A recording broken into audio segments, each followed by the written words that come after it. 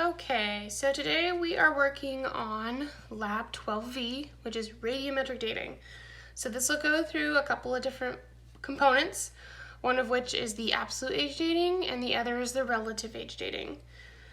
So first you're going to go through relative age dating. So here you're going to be putting things in chronological order based on what surrounds them. So remember, this is looking at the unconformities, the different layers, whether you see tilting or folding events, and intrusions.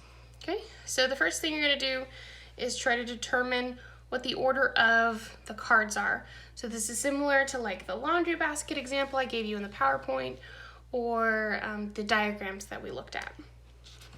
Okay, so then you're going to get to some of the different diagrams. So there's 3 of them, and each of these boxes is a different event you'll need to write down. So all of the events are labeled with letters, and you'll need to write those down here. Now over here on the right side, you're going to write down the principle responsible for why you decided that a particular event happened before another. So make sure you're putting oldest at the bottom there. Can't see that. So oldest at the bottom and youngest at the top, okay? So if you have trouble with figuring out which ones are going where, refer back to the PowerPoint where I practice quite a few of these with you. And then for the principles, look back at the PowerPoint as well and try to see which principle you think it is. So remember, if they're stacked one on top of another, that's always going to be superposition, so you'll see a lot of those. If it cuts through a bunch of layers, remember that's cross-cutting. Okay? So you have this diagram,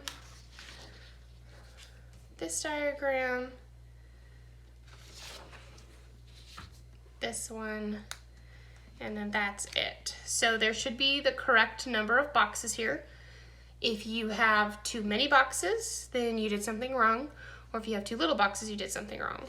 So there should be the correct amount of boxes for the particular events labeled. Okay, so moving on, we're going to look at fossil succession once again. This is kind of another thing that we're going to drive home. We did a little bit of this last week with the fossils lab. So again, it shows you how to correlate units based on the fossils in them. So you want to find units with similar fossils and start correlating them. So you'd correlate the bottom. So we have the same type of unit, same type of rock, and we have the same fossil in it. And then you just continue that on. Most of you did this really well last week, so I expect that you can do this again. Okay, now it gets into the little bit trickier stuff. This is the absolute age dating section where you're going to be calculating half-lives. So I did a couple of examples for you on the lecture video, but I'll do the first one with you here just to kind of get you back into the groove. So here you have a bunch of different radioactive substances and their approximate half-lives. And you'll use this as reference for all of these questions. Okay, so the first one says, suppose there are 500 atoms of radon-222, which is this first one here. After 16 days, how many parent atoms are left? So radon-222 has a half-life of 4 days. So 16 divided by 4 is 4. So it went through 4 half-lives. Okay. So what you're going to do is you're going to divide by 2 4 times. So during our first half-life, it was 500 divided by 2. So that gave us 250. Okay. Divide by 2. So here's our second half-life, 125. Divide by 2. Ooh. Divide by 2, which is 60. Ooh, I'm drawing a blank.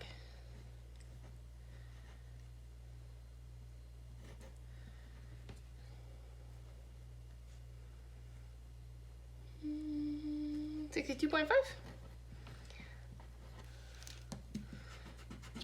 62.5. So it's 3, and then we need to do it one more time. So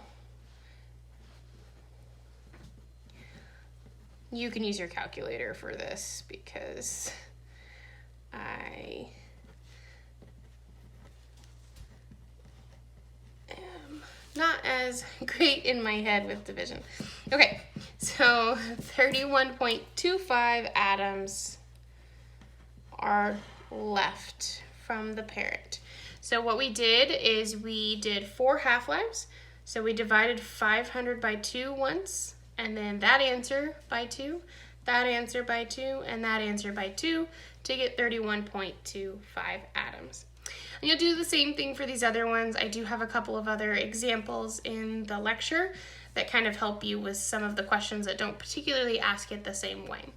Okay? And then for number 4 here, you're using this chart here for radioactive decay of carbon. Okay. And then this last part here is putting everything together. So taking what you know about relative age dating and what you know about absolute age dating and kind of combining those things. So you're going to be looking at these different dinosaurs, trying to decide whether you think they are of the same age based on some of the information that they give you.